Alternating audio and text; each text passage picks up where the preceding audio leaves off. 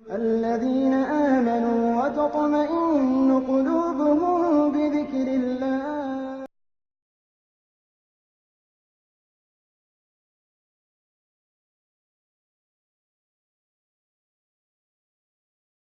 رب العالمين والصلاة والسلام على نبينا محمد وعلى آله وأصحابه أجمعين.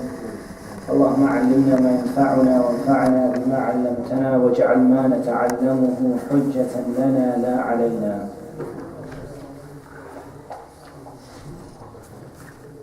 I know that we've had previously a number of breaks in the durus, but bi'idhnillahi ta'ala, from today until the end of April, we're not expecting to have any breaks.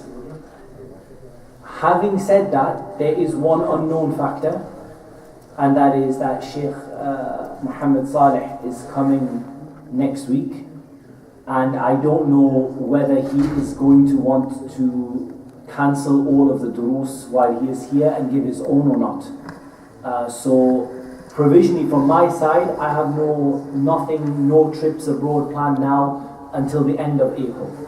So we have inshallah until the end of April to continue with some kind of regularity inshallah every Monday, and it will be after Maghrib bi'idhnillahi ta'ala. However, if the Shaykh comes from Saudi and he decides that he doesn't want the durus to carry on, then we have no choice but to give the opportunity to him instead. Now, as far as we understand now, he is going to allow the dars to carry on, and he's going to give his durus on other days and not on a Monday. But that is open, so I will just point that out right now, that our best laid plans may yet be foiled. We're still discussing Babul Aniya, the chapter of different vessels, and I'm not going to keep you very long today because it is late, and I'm aware that inshallah ta'ala next week we're going to be starting after Maghrib, and that means that inshallah we'll have a good hour. We'll finish maybe 15-20 minutes before Isha, give everyone a chance to renew their wudu, to pray, and so on and so forth, and inshallah it won't be so late for you. But today it is a little bit late, so we're not going to go on for too long. We were talking about the hadith of حذيفة ابن اليمان رضي الله عنهما أن النبي صلى الله عليه وسلم قال: لا تشربوا في آنية الذهب والفضة ولا تأكلوا في صحافها فإنها لهم في الدنيا ولكم في الآخرة. متفق عليه. وعن أم سلمة زوج النبي صلى الله عليه وسلم أنها قالت: قال رسول الله صلى الله عليه وسلم: الذي يشرب في إناء الفضة إنما يجرجر في بطنه نار جهنم. متفق عليه أيضا. Two ahadith. The first from Hudhayfah ibn Yaman radiyallahu anhuma, that the Prophet ﷺ said, do not drink from vessels of gold and silver, and do not eat from their plates, for they are for them, i.e. for the non-Muslims in the dunya, and for you in the akhirah. They are for the non-Muslims in this world, and they are for you in the hereafter. And the second hadith is the hadith of Salama, the wife of the Prophet ﷺ, that she said that the Prophet ﷺ said, the one who drinks in a vessel of silver is only gargling in his stomach the fire of Jahannam. He is gargling in his stomach, or it's moving around in his stomach, the fire of Jahannam. He's bringing into his stomach the fire of Jahannam.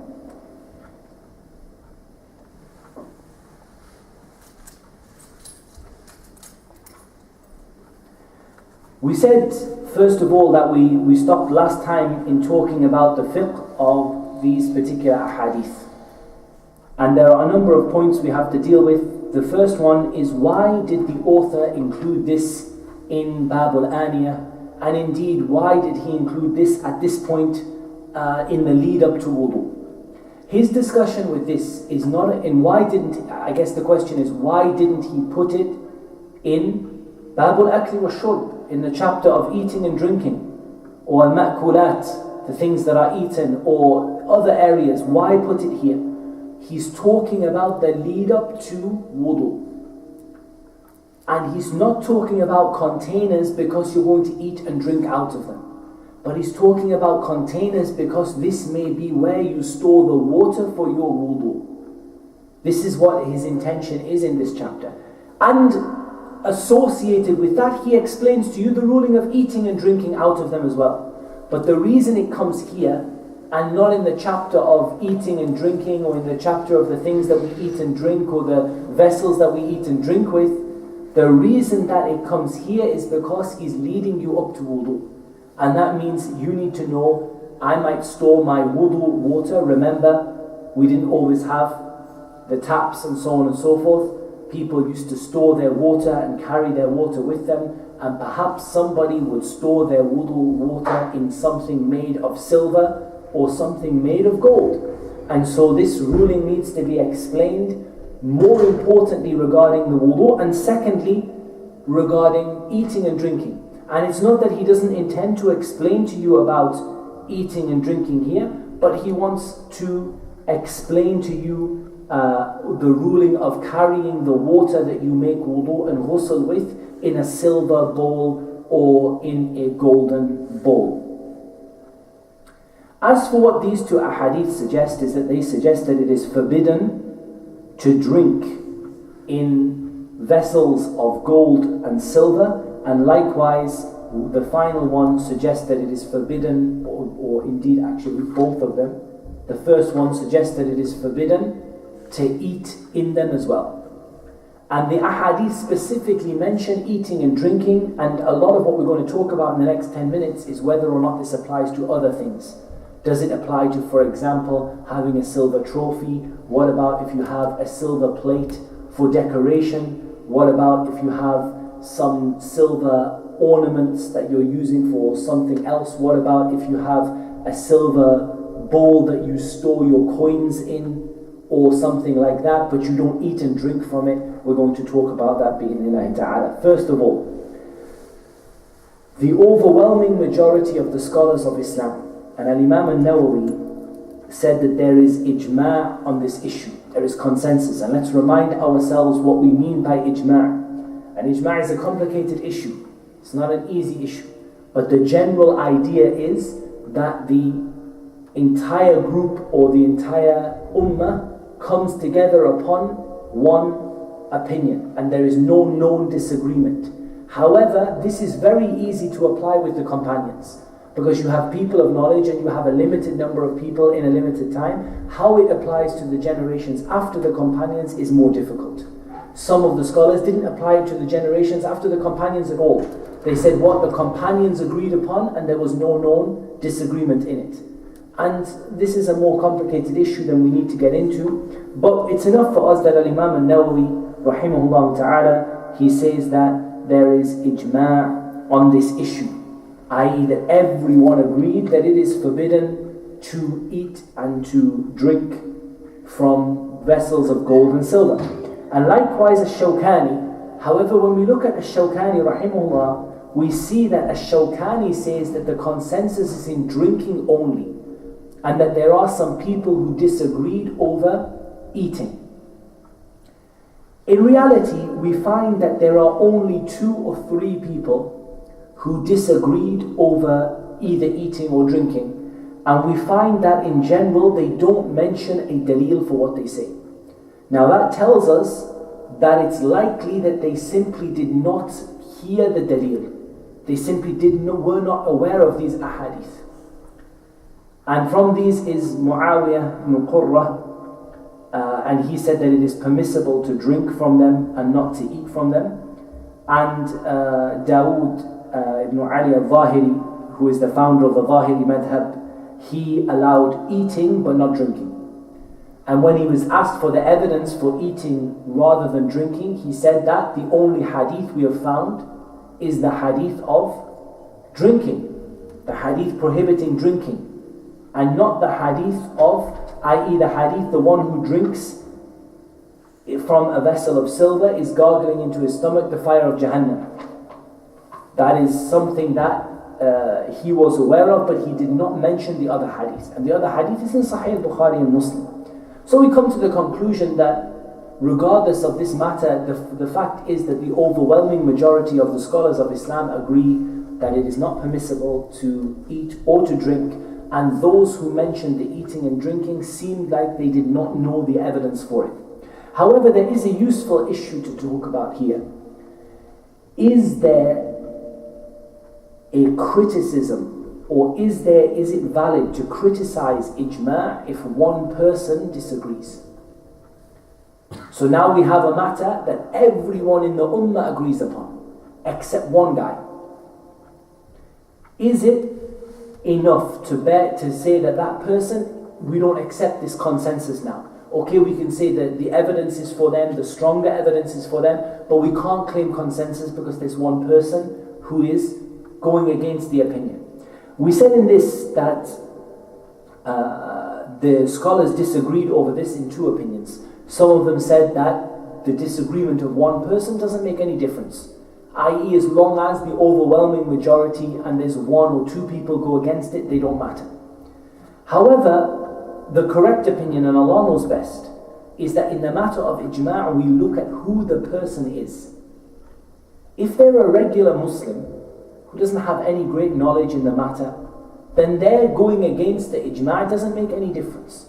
However, if it is someone like the ulama say, مَنْ يُعْتَبَرُ قَوْلُ, the one whose statement is taken to account, he has a weighty voice, he's a person who his statements are considered to be of weight in the ummah. If he was to go against it, or she was to go against it in this issue, then it would affect.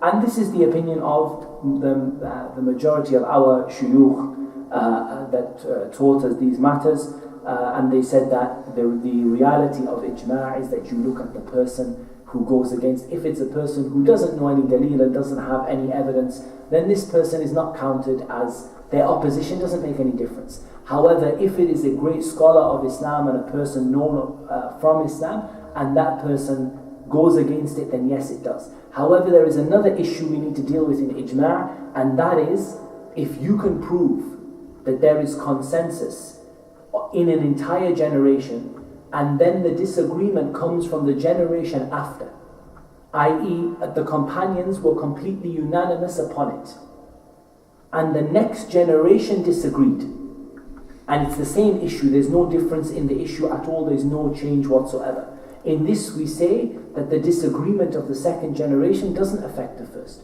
because the Prophet ﷺ said, my ummah will not unite upon falsehood. And how can the ummah unite and be united upon something that was not falsehood, and then it becomes falsehood in a later generation? That doesn't make any sense.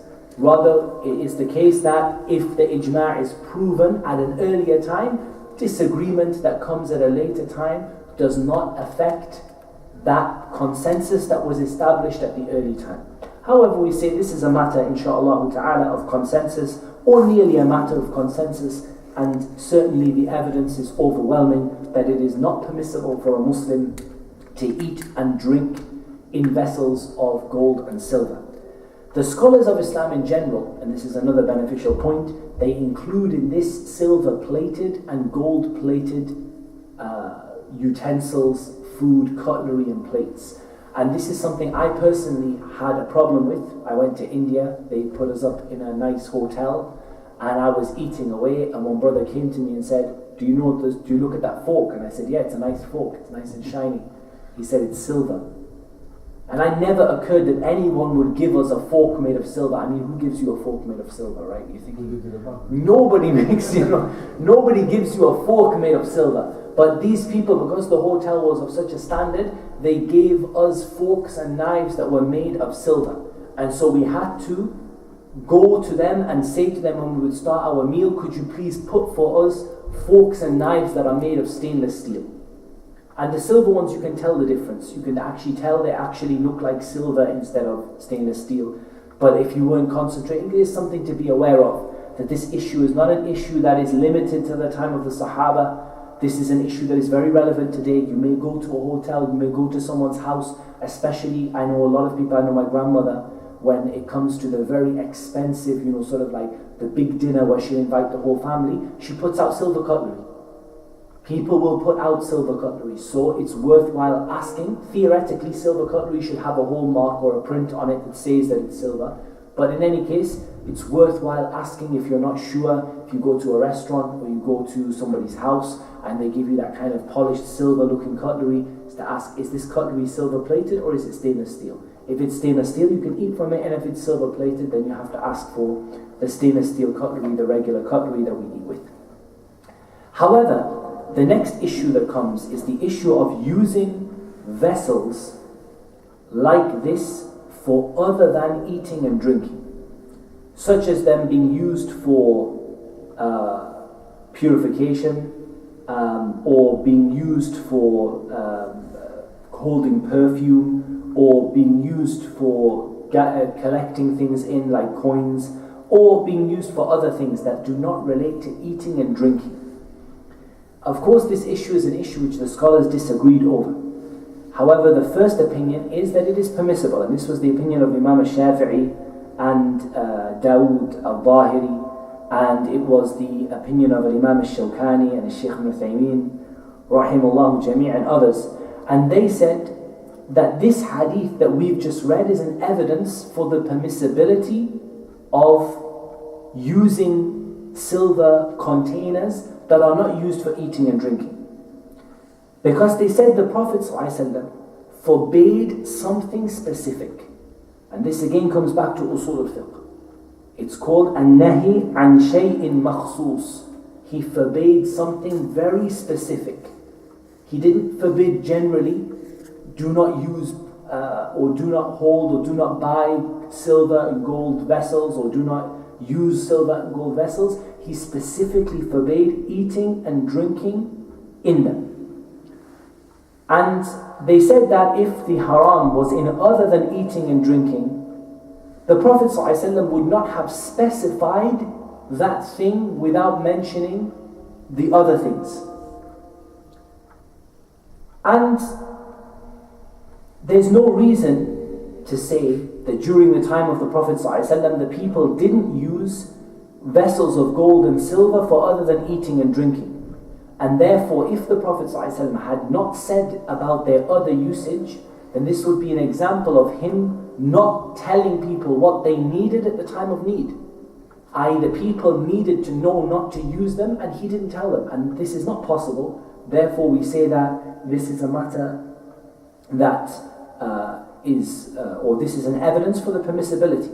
And they also use the hadith of Salama, Sahih al-Bukhari, that she kept some hairs of the Prophet ﷺ in a silver, like a thimble, a very, very small cup, an extremely small cup, or an extremely small sort of, like smaller even than a coffee cup. And she kept these hairs in the cup. And what she would do when someone would become ill, she would pour the water over the hairs, and then she would make them drink and bathe in the water, seeking the barakah of the Prophet ﷺ. And this is something that is permissible by consensus, if that item is proven to have been from the Prophet ﷺ. However, it must have a proof. And so anyone today who comes and says, I have the hair of the Prophet ﷺ, or I have the sword of the Prophet ﷺ, or I have the izar of the Prophet ﷺ, this is not true. And we don't say that it's not permissible for them to seek the barakah from these things unless they have an isnad which is authentically proven to take this thing to the Prophet ﷺ. And the ruling remains, the scholars of Islam, they say that there's no change in the ruling of seeking barakah from the effects and if you like, the things that came out or came off the body of the Prophet ﷺ. There's no disagreement that the ruling remains today. I.e., if one of those things existed today, it would be permissible to seek barakah from them, and this was done during the life of the Prophet ﷺ by many of the companions. However, the problem we have today is that somebody wants to make some money on eBay, and so what he does is he takes some of his hair, he cuts it from his head, and he ties it up in little knots and says, here is an example of the hair from the Prophet ﷺ, who wants to take it? And you see people taking his hair, and Allah knows what is in his head and what is on his hair, and then they wash it and they drink the water and they bathe in the water and so on and so forth. And this is not permissible. Nor is it permissible to seek barakah from any other person, no matter who they are. So the companions did not do it from Abu Bakr after his death, nor from Ali, nor from Umar, nor from Uthman, nor from any of the family of the Prophet ﷺ, nor from any of the people of Badr did they take their hair and take their things and use it for barakah. However, the Prophet ﷺ, this is a matter of consensus. And so the point is here that she kept them in a small silver cup. And if she kept them in a small silver cup, this tells us that as far as Salama is concerned, and the companions who went to see her and knew of her doing so and sought the water that had been mixed with the hair to drink in order to seek shifa from Allah Azza wa Jal, that these people, they held the position that it was permissible to use.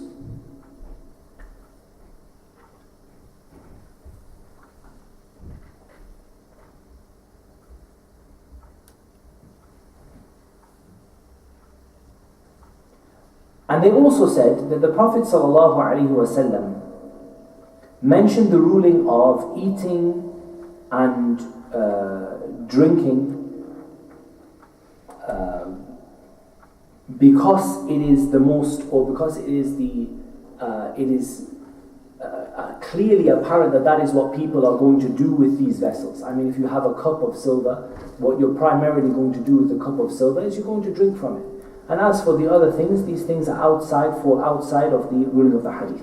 The second opinion is the opinion that it is forbidden to use them for anything, and this is the opinion of a number of scholars, and from them they said that this hadith is only mentioning the most common use and is not mentioning every use, i.e. the hadith simply says the most common thing people do is eating and drinking, so don't eat and drink. However, you can't use it for other things as well. We said that the first opinion seems to have more evidence for it, and the second opinion doesn't have any evidence for it. To say that that the Prophet ﷺ only mentioned these two things because they are the most common usage of the items, and that the other things are also forbidden, this doesn't seem to match with the text, nor does it seem to match with the actions of the companions from whom it is narrated that they kept vessels of silver. And so we say that this issue, and likewise the issue of using gold and silver in the house, like silver plates for decoration or gold cups for decoration in the house, that the same opinion falls for those, and we say that the correct opinion is that it's permissible for you to keep them and use them in your home, but not to use them for eating and drinking. Now in this, it seems that those scholars who mentioned the permissibility, they included the issue of tahara. They included permissibility of making wudu from them. This is something that is not clear. I haven't found a specific text saying whether they thought that eating and drinking was the same as the issue of making wudu, or not the same of the issue of making wudu. However, the commentary here seems to suggest that they included making wudu within the area of permissibility. However, this requires some further research, and I would certainly not advise somebody to make wudu from a vessel of silver or gold, because I don't think this is particularly clear whether wudu falls under the fact of you're using them for wudu, whether it falls under or not.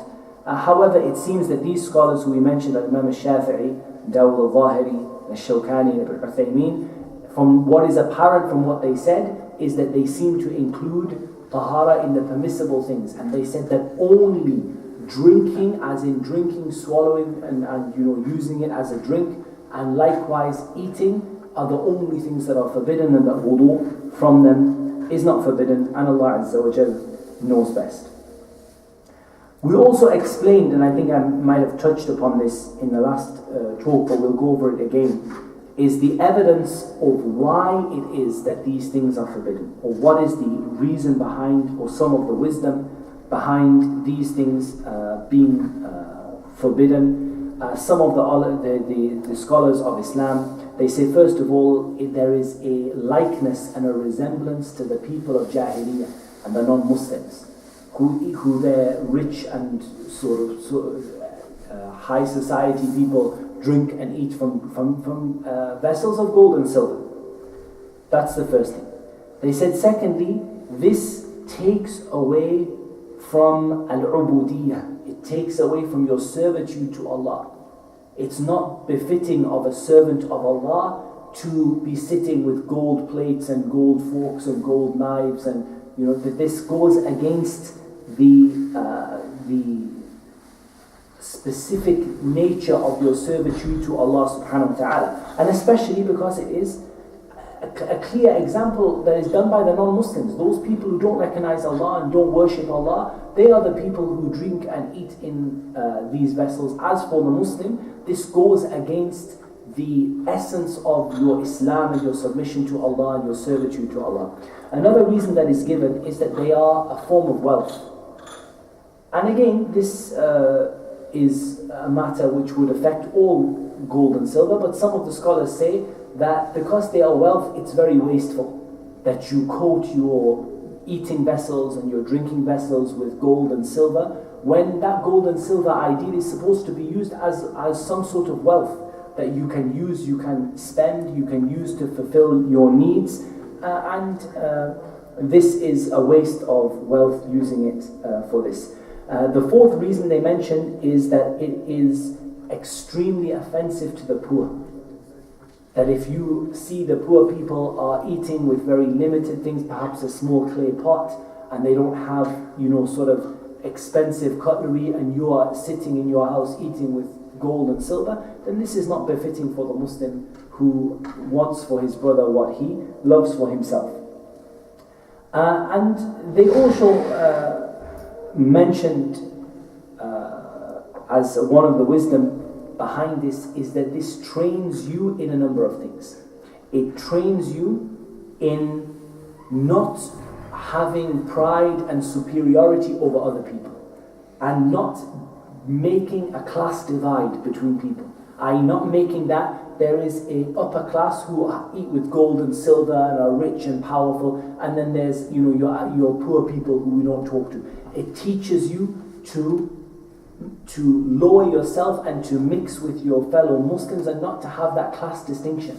And this is a very valid point, because class distinction is something which has destroyed many societies. Having a clear distinction in such that the rich and the poor have no interaction with each other, and there's no love of the rich for the poor, and the rich separate themselves and they have their own areas and their own things that they do, and maybe even their own masajid, they only pray in that masjid, and their own vessels that they eat from, and nobody else eats from them. And this is all something which is not befitting and not right for a Muslim to do. So it's part of your training that you train yourself to await these things in Jannah, and not to worry about them in the dunya because of the waste of money that they contain, and the evil that they contain towards the poor people, and the division of class, and that they contradict the concept of servitude to Allah subhanahu wa ta'ala, and that they are a comparison or they are comparable to the actions of the non-Muslims.